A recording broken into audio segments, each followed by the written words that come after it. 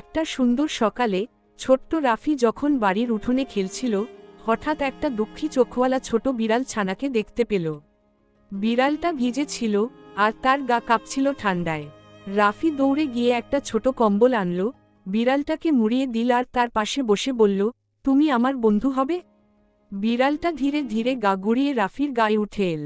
সেদিন থেকেই ওদের বন্ধুত্ব শুরু। রাফি ও বিড়াল, যাকে সে টিকি নামে ডাকত, একসাথে খেলত, গল্প করত, এমনকি দুপুরের খাবারও ভাগ করে খেত।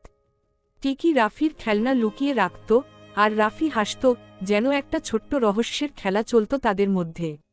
একদিন টিকি হারিয়ে গেল। রাফি সারাদিন খুঁজল, কান্নাও করল। ঠিক সন্ধ্যায় বাড়ির দরজায় টিকি ফিরে এল, মুখে একটা ছোট পাতা নিয়ে, যেন দুঃখের জন্য ক্ষমা চাচ্ছে।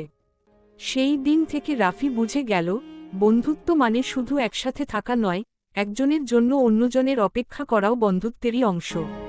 চোখে হাসির সাথে মুখে হাসি শেষে তারা একসাথে জোছনার আলোয় ঘুমিয়ে পড়ল, দুজনেই একে অপরের পাশে, নিঃশব্দ বন্ধুত্বে।